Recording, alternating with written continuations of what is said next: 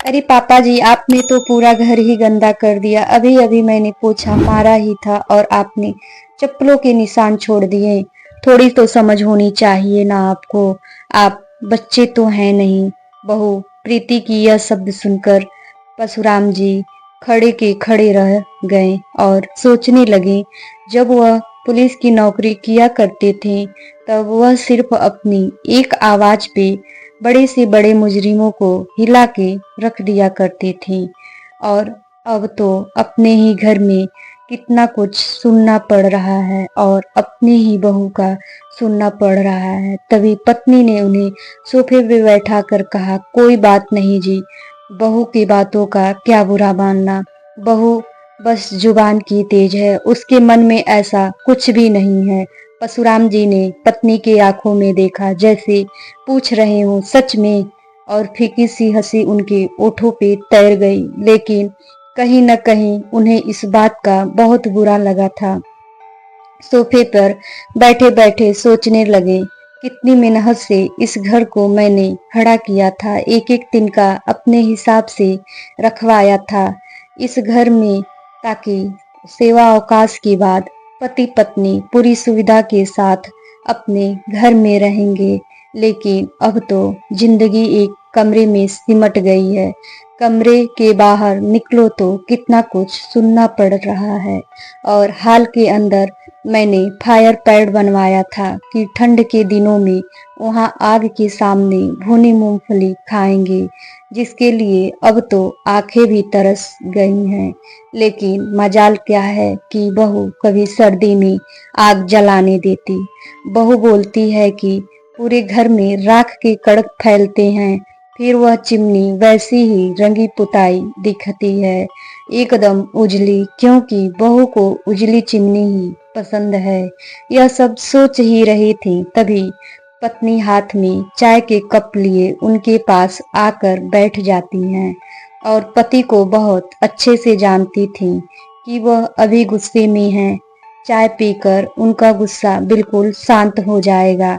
पत्नी भी क्या करती, पति और बेटे रवि के मोह में फंसी एक भारतीय नारी जो ठहरी।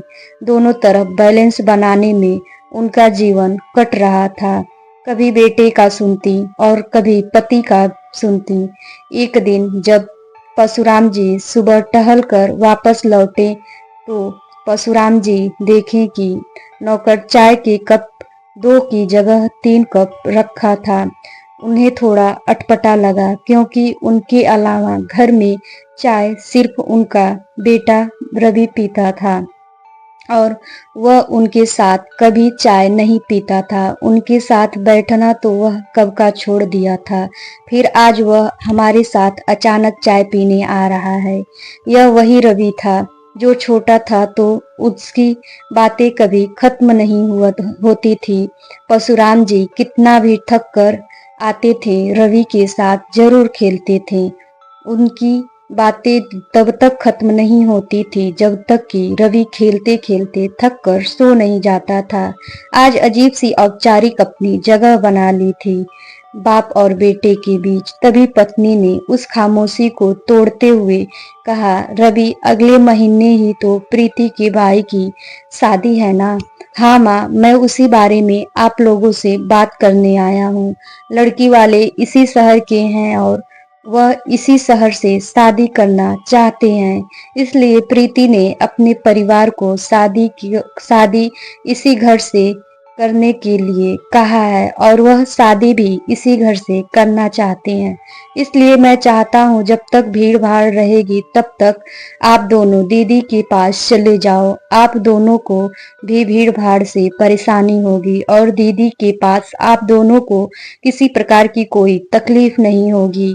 आप दोनों को एक कमरा भी उनके काम आएगा। यह सुनकर परशुराम जी गुस्से से लाल हो गए और अपने आवाज में संयमित रखते हुए बोले, बेटा प्रीति के घर वालों को घर किराए पर 10 से 15 दिनों के लिए क्यों नहीं दिला देते। हम दोनों क्यों कहीं जाएं और क्यों शिफ्ट हों। अपना घर होते हुए हम कहीं भी नहीं जा रहे हैं। पापा आप भी ना गजब करते हो। प्रीति के घर वाले हमारे इतने बड़े घर के रहते हुए उन्हें दूसरे जगह घर लेने का क्या जरूरत है। प्रीति ने उनसे कह भी दिया है, अब आप लोग अपना देख लो। वह यही आएंगे। और गुस्से में रवि एकदम अंदर चला जाता है। अंदर से बहू प्रीति की आवाज आने लगी। लग रहा था कि वह सब कुछ कहीं से सुन रही थी और उसे परशुराम जी की बात शायद अच्छी नहीं लगी थी। आज बिमला जी की आंखों में भी आंसू आ गए और आंसू निकल भी रहे थे और परशुराम जी ने उन्हें अपना कंधा दिया और बोले, मत रो, अभी तो मैं सब कुछ ठीक कर दूंगा और मैं अभी जिंदा हूँ।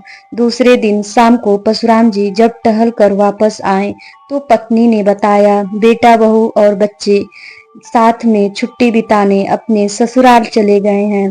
और बिना बताए परशुराम जी मुस्कुराने लगे और बोले, देख पगली, ये वही तुम्हारा बेटा है जिसके लिए तुम मुझसे लड़ती झगड़ती रहती थी, जिसके लिए न जाने कितनी रातें हम जागकर बिताया करते थे और कितनी रातें जागकर बिता दिया। और आज यही बच्चे हमारे घर से हमें ही निकल जाने को कह रहे हैं। कोई बात नहीं, मैं भी इनका बाप हूँ, कहकर अंदर चले गए। एक हफ्ते बाद रवि परिवार के साथ लौटा तो दरवाजे पर ताला लगा था। चौकीदार बाहर बैठा था। उन्हें देखते ही उनके पास पहुंचा, चाबी रवि के हाथों में और एक चिट्ठी भी दिया। रवि जब चिट्ठी खोलकर पढ़ने लगा तो खत परशुराम जी का था। रवि के नाम से, रवि, मैं और तुम्हारी माँ रामेश्वर जा रहे हैं।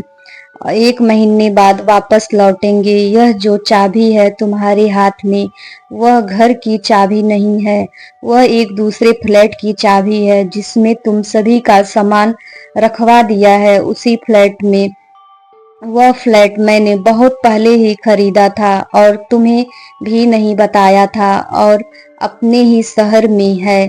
तुम लोगों के लिए अच्छा है। अगर अच्छा न लगे तो अपने हिसाब से घर और कहीं खरीद लेना। यह घर मेरा और तुम्हारी माँ का है। इच्छा होगी तो रखना, नहीं तो वापस कर देना। माता पिता होने के नाते हम अपना आत्मसम्मान नहीं खो सकते हैं। हमारे बाद यह घर ट्रस्ट का होगा जो यहाँ वृद्धा आश्रम बनाएंगे। इस घर पर तुम्हारा या तुम्हारी बहन का कोई भी अधिकार नहीं होगा। मैंने यह बात तुम्हारी बहन को बता दी है और वह मेरे इस फैसले से काफी खुश है। उम्मीद है तुम भी खुश होगे।